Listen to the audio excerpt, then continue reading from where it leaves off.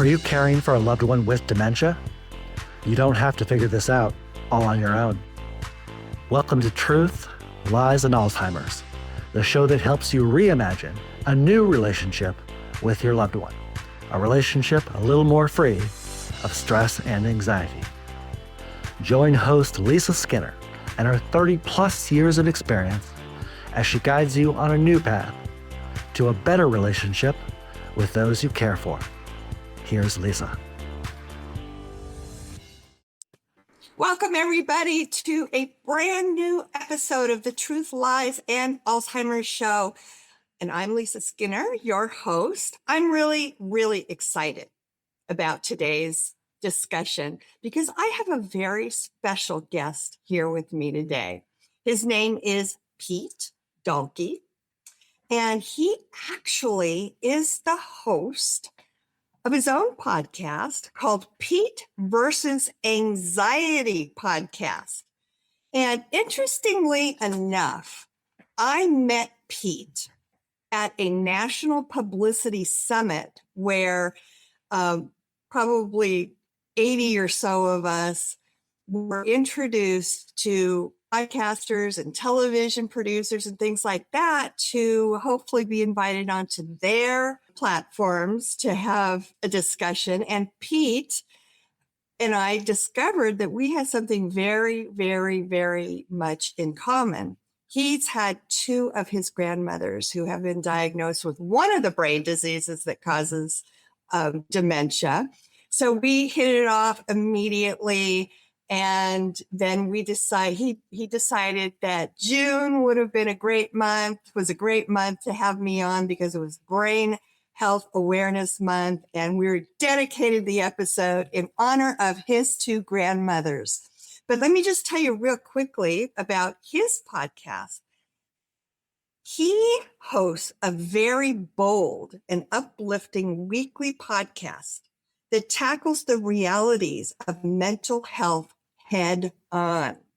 Each episode dives deep into meaningful conversations, blending heartfelt storytelling with expert insights to break down stigma and spark connection. Is any of this sounding familiar with my podcast? Yeah. So across the board, I think we can all agree that whatever it is that's causing a person's anxiety, there definitely is a connection between, the other things that are going on in a person's life and Alzheimer's disease and dementia. Caregivers, family members, they experience one of the highest burnout rates from caring for people who are living with cognitive impairment. It's so, so difficult because you lose the ability to communicate. And it just makes it so, so difficult. So we're going to start off by welcoming Pete. And I'm just so, so grateful that you were able to come onto my show and we can talk about this further. But why don't we start off by you sharing with us the experience you had with your two grandmothers and why this has, really resonated with you and this topic. Well, when they were going through it, it's hard to watch because you remember what they were at one point, sweet, loving, things like that. But then you start to realize that they forget who you are. And it's like you have to constantly remind them, hey, I'm so-and-so, which, a lot of us thought it's just, okay, getting old, but it's not. For their situation, it was even worse. I remember hearing stories. My sister stayed with one of them and she was trying to kill her in the middle of the night. She was literally just chasing her around the house, kind of thing. And I'm like, yeah, that doesn't sound great. And Wait, your grandmother was chasing your sister around the house and she really felt threatened? Grandma was thinking that Grandma Neal thought that my sister was somebody she didn't know it was because she remembered she forgot who it was. Yeah, she just didn't have any idea. Very common. That's very she common. No idea who it is. Yeah, she had no idea who she was. So she's like, I heard a story where my sister was telling me she had to put locks on the door at night because she was afraid she'd get up in the middle of the night, not realizing who she is, and try and do it again. I was like, And it's always like you hear these stories, but like we covered in our episode, like, not a lot of people have a lot of information about these things. Yeah. And then my grandma Betty on the other side, she had really bad memory loss, so she started really forgetting who everybody was. So we had a memory book that we had put together for her that she could remember who everybody was. So we all contributed to our own things, and we all remember her. Because she was always welcoming, always doing different things for us to make us feel welcome, become visitor, and things like that. But to watch her slowly deteriorate, it was hard because it's like, the person who you knew she was, she's not that person anymore. She just kept forgetting who everybody was little by little. And the book was a nice constant reminder. And when she passed, I actually have the book in my own way of things. I have all this book and all the pictures and stuff that are in there. So it's really cool. So I could look back on it, show it to my kids and be like, because they didn't get to meet her, they just knew, like, my grandmother had passed, didn't really know her because they were still kind of young. So it was like, this is a good way to remember who she was. That was her legacy that she left behind for your children. So her memories will live on Yeah. indefinitely. That was a great idea. So, Pete, let me ask you this, because a lot of over the 30 years that I've been helping families, a lot of them have said to me, it feels like I have lost my loved one, not once, but twice, because when they're still with us, they can't remember us and they lose themselves. They lose the ability to recognize their loved ones. And then they eventually pass. So it's like we have to really go through Hmm. the experience of grief twice. Does that resonate with you? Did you feel Yeah. that way at all? Can you Yeah. can you Yeah. kind of expound on that for us? It's hard because remember now you were when you're a kid you remember her being someone else, and now you're as an adult you understand these things, but you're watching her deteriorate. So you've already lost the original person you saw, and now Yes. you're seeing this new person who has no idea who you are and can't remember things and has moments where she doesn't even know where she's at, freaks out, and things like that too. I know a friend of mine in Canada. She stays with her dad now, and he's the same way. Sometimes she says he has episodes and things like that, and it's hard because you really do lose them twice. Or like I said, you're losing the original person you knew and you all grew up with, to now she's somebody you can't even remember your own name, and you have to constantly remind them, like, hey, this is so and so. And even at that, she still may not even remember you after you've been reminded them of that too. And it's tough for a lot of people to understand. And then when they pass, then it's like you're grieving twice because the person you remember her to be versus where she was at when she eventually passed. That's why when people pass like that, I always tell them just remember the good things that they were. So that's the lasting memories we all try to keep, are the great things that they were, not what unfortunately had happened later on where you're slowly losing them and they're losing it themselves. So you got to constantly play, hey, listen, remember this is, and it's stressful at times because you don't know when it's going to Very. happen. And with anything, it's hard. You go to that moment where you're like, it's unpredictable with most conversations go to, it's very unpredictable. You can't predict when they're going to do something, and you'll have episodes and things like that too. And you just got to kind of play it by ear. Yeah, and I've had a lot of adult children and partners of people living with dementia.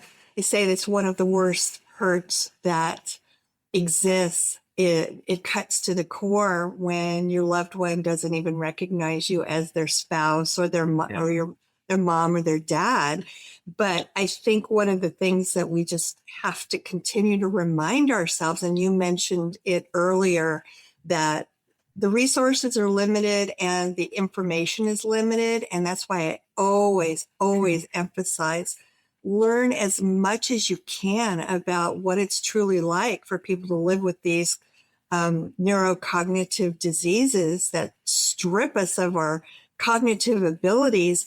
Because what we just talked about, you and I, this is part of the disease. Yeah. And I think a lot of people who aren't expecting it or not quite wrapping their heads around that concept, they just feel so hurt that this person that they've had a relationship for a very, very long time all of a sudden doesn't know who they are. So it does. I don't know that it makes it any easier, but if you can constantly remind yourself that this is the disease that you are experiencing, that you are witnessing, it might make it a little easier to accept. Yeah. Yeah. What would Be you very say to that? sympathetic. I'd say be very sympathetic, understand, like you said, we have all these great devices in our hands, but we can't take 5 seconds to learn what these people deal with. It's similar like when I deal with people, I talk to people about BPD, it's like take time, the same thing. Learn what these people are going through. I think those are all great points, like take 10 minutes to realize that, this ain't about you anymore. It's about them. Like once you understand what they're gonna be going through, prepare yourself. And like we discussed, there wasn't a lot of information out there. And it's crazy that there isn't. Like it's like this has been around for a while. Things like this have been happening, but there's still not a lot of knowledge that's known about it, or we're not educating enough people, or people don't even take 5 minutes to look for this. With the internet being a vast place, you go to Google, type in, whatever you're looking for, and you'll have access to everything at your fingertips. But nobody wants to do that because their first reaction is, oh my God, they forgot me. But it's like I said, it's not about you anymore. It's about them now. You have to understand that person you once knew is going to slowly deteriorate, and it's going to be a rough ride. It's never easy. It's just like having cancer. Think of it the same way. These people are going to deteriorate little by little, and you're going to have to prepare yourself for what may happen next because you don't know when they're going to leave you at any time. And it's hard. It's never easy losing people. No. So this probably hits close to home for you because you host your own podcast and live in the world of anxiety from a lot of different perspectives, right? I don't know how many people that you speak to are actually feeling anxious and nervous and frustrated because they really are experiencing the world of dementia, but I think it's all interrelated. So I think we'd all love to hear more about how you help people and the types of, predicaments that your clients, your listeners come up against, and the professionals that you have come on your show as guests, because I think that there's a common thread with all of us, no matter what's causing the anxiety. So let's speak to that, because they hear me all the time about dementia, but we're kind of approaching this from a completely different perspective, and I can't wait to hear how you have seen that this topic is really they're interrelated. And Yeah, they are very much interrelated. Like, you have to think that a lot of people go through depression as well. Right? So losing people, things like that. In the show, we covered everything. When I did the show originally, I set out to have the conversation to break the stigma about mental health. Later on, I decided to go even bigger. I'm like, you know what? Let's invite the most interesting people I can find, different stories, and just start to understand what some of these people deal with. Like BPD was one. I had an expert come on finally. Dr. Jen Bellinger came on, and we were talking about that. And that was a whole interesting thing because I was actually in a relationship with somebody, and I was talking to her about it a little bit about what it was like, because a lot of people demonize that as well. Then we've had somebody come with OCD and explain to you that OCD isn't what you think it is. All these little cute comments of, oh, I'm so OCD is really hurtful to them because you have no idea what these guys are dealing with. There was a girl last season we had, she was like, we were starting to talk about something else, and she got into the story. Like, once you hit record, this thing goes anywhere. She went down the story to tell us that, something had happened when she was 6 years old, didn't know about it until she started doing hypnotherapy, and then we got into a whole conversation about that for 50 minutes. And it was like, it's an emotional roller coaster. It's rough, and my anxiety levels through the roof because I'm like, oh God, where's this thing going next? Because you don't know where these conversations are going to lead you to. You just kind of have to, when you hit record, when we're doing the show, it's like, get ready, because we don't know where this is going to take us, depending on what it is they're dealing with. I've had people come on with DID, which it used to be called multiple personality disorder. And those are interesting individuals as well, because if you watch them, it's more of a small little tics and things like that. They talk, you have to notice these things. But after a while, I start to understand like where a lot of these conversations going, so I can anticipate a little bit of where we may go. But there are some that have left me speechless for a little bit. I was just like, whoa, wow, because this is someone's life they went through. There's people that girl season 1 or season 3's first episode, she came on and she dropped a bombshell on us. She had gone through drug addiction, everything under the sun. This girl had been through everything, and then told us, what she tried to take her own life, and described exactly how she did it. Everything else, it's like you get into those conversations, and it gets intense, and some days when I'm recording like 5 or 6 of these episodes, it's like it's a rough day for me some days. So sometimes I have to check out and reschedule things, which it's a great thing about pre-recording stuff is I can, hey, listen, I'm not going to be able to give you 100% Pete, and usually it's because I've gotten into an intense conversation of narcissism, and some of those other ones are really hard for me to get through. Those conversations are tough because I lived through that stuff. It's like, you're reliving it in your mind as you're going through these things, and these people are telling their side of the story, how it is for them. And when you start relating to a lot of them, and it's like it's tough because being an empath, I feel a lot of those emotions. I go most places, I can feel the energy of everybody around me and things like that too. And it's draining some days. It I is. love what I do. I love what I I do though. Don't get me wrong. I totally relate to what you're saying, Pete, because I absorb people's emotions too, and I have my entire life, and it is draining. And it's not something that we really have control over. I don't think Hmm. there's a off button. It is what it is. But some people say it's a gift. I don't know if I consider it a gift because I mean, it it's a gift in the sense drains that you you. understand things from other people. You're more in tune to what people are telling you. Now, there's ways to protect your energy. I've had a lot of energy healers come on, and different people that do energy work type things have told me different tips on ways to protect your energy. So if you go somewhere, you don't feel as drained. But it's still a conversation at the end of the day. You're still feeling your emotions of what's going on. These people are coming on and telling you their stories about what they've been going through. And some of them, they really pick at your heartstrings. I think the only time I've ever shed a tear in the show was I was talking to a woman named Tiff Carson during the first season, and she was talking about her brother and his drug addiction, and it was rough. It was a rough story to listen to, and I was choking up on the camera with her, but I was like, it because you feel it. These people are telling you about what is going on, and it's crazy because like at the same time, it's like you don't know what people are going through because if you look at it like the internet now, most people will tell you that everything's great, but really in the backseat, it could be a complete mess because no one wants to talk about these subjects. And it's the whole idea of the show is just that to create that safe space where people come in and we could talk about anything and you're not being judged because I, Uh, I understand a lot more than most people do. I've been there for a lot of these things. I've been through my own journeys of things too. we have covered a lot of mental health conditions that exist, and people live with day after day after day. We talked about multiple personality disorder. We talked about narcissism. We talked about um, OCD.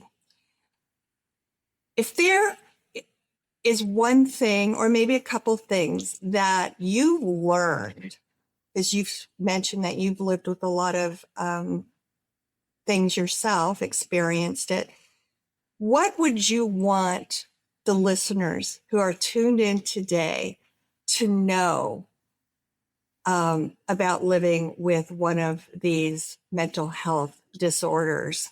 Ooh. What they should do, what they shouldn't do. I know that each condition is different, but there's a lot of commonalities between them too. So what would you say is the most important piece of advice you could give people who don't know what to do? They don't know how to deal with whatever it is that's causing their anxiety. I absolutely love this question.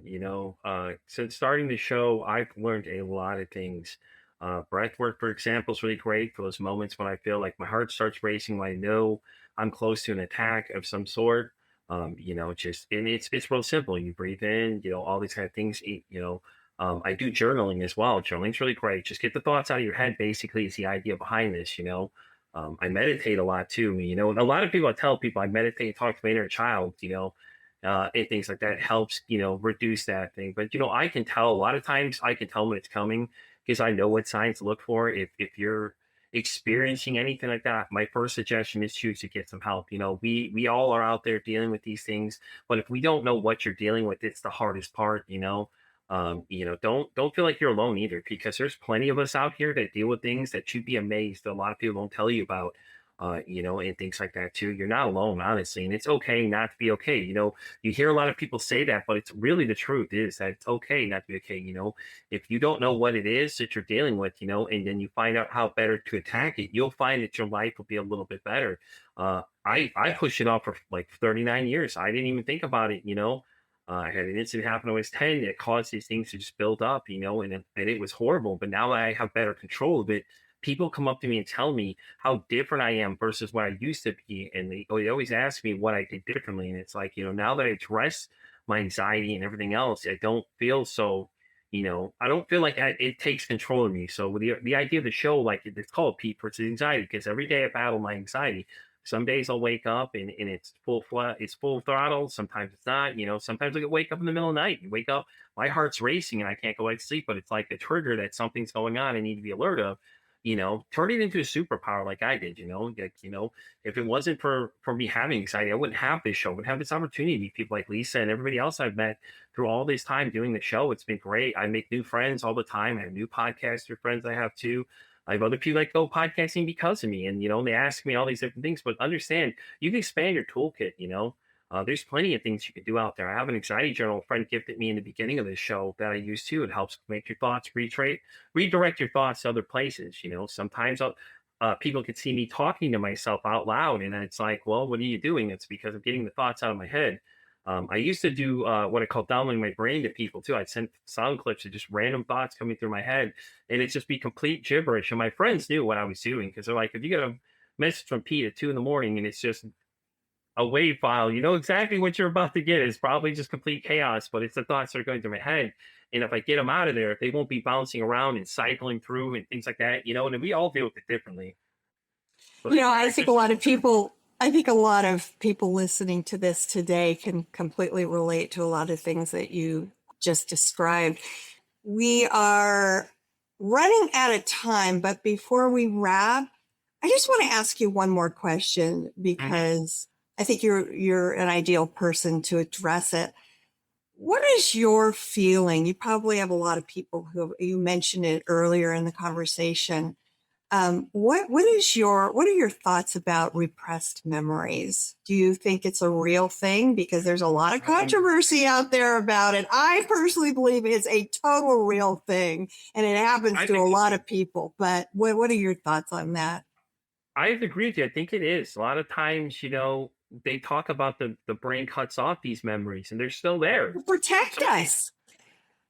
Exactly. It's a So way that where we do you think they protect go? ourselves. Yeah. I think it's got to be yes, because if you think about it, the way that works is that the brain cuts it off and it goes to your subconscious, and in your subconscious is where a lot of that stuff will be. And a lot of people don't realize your subconscious is way more powerful than your other parts of your brain and things like that too. But that's why hypnotherapists, when they go in there, they have to be careful because these memories are in there and they unlock them, and then you find out that okay, well, something happened that my brain cut off, but my body remembers. And a lot of times, like how do you explain that to somebody then?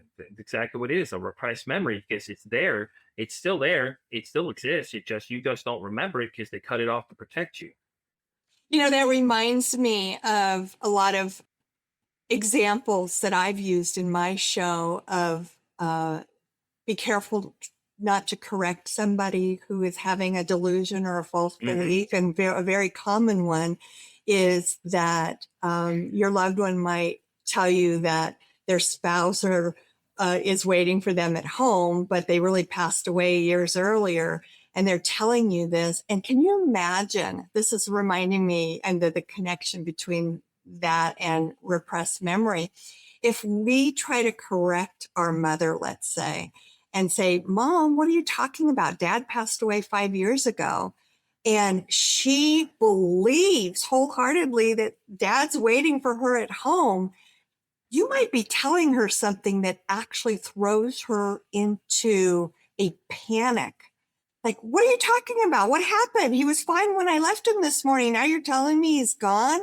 So be careful with the correcting, because I want to emphasize, if they're telling you something that doesn't make any sense to you, they believe it wholeheartedly. This is their reality, even if it's temporary. She could snap out of it in the next minute and, come back to the same reality that you're living in.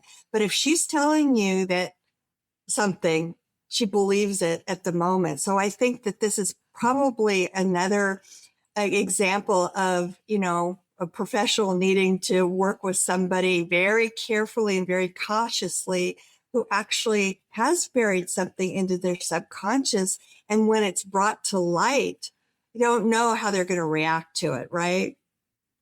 Mm-hmm. No, I agree 100%. Yeah. So anyway, this is a great place to wrap this conversation up. It's been extremely insightful, extremely powerful. I hope a lot of people at least picked up some golden nuggets from it today. But thank you so much, Pete, for coming on the show today. Where can people find you? I think that you probably have some people that want to check you out and listen to your podcast after today's episode. Right, guys. Very simple. Spotify, all the way down to iHeartRadio, Pandora. I'm everywhere you can find your podcast at. YouTube, if you prefer the video version of it. If you need to, just go to peteversusanxietypodcast.com. But I'm on every social media site possible, so you can find me anywhere. I made it accessible to everybody because there's that. Oh, I use Amazon. I'm everywhere. Promise you, I'm everywhere I could possibly be at this moment. That's great to know. So great resource for people, caregivers, family members dealing with anxiety every day. Now you have another resource to turn to maybe help you through that aspect of being part of the dementia world. So thanks again for being here, everybody. Thanks again, Pete, for coming on and contributing your valuable insights to us. And I'll be back next week, everybody, with another brand new episode of the Truth, Lies, and Alzheimer's Show. I'm Lisa Skinner, your host, and have a great rest of your week. Try to stay happy, try to stay healthy, and we'll be back next week with another episode for you. Bye for now. Thank you for listening to Truth, Lies, and Alzheimer's. We hope you found something in today's episode that helps. We understand that caring for a loved one with dementia can be the challenge of a lifetime, but you don't have to do it alone. If you're ready for exclusive access to even more great content and resources, head on over to Facebook and join Lisa's Minding Dementia Support Group. We're a community of like-minded caregivers, and we're here to help.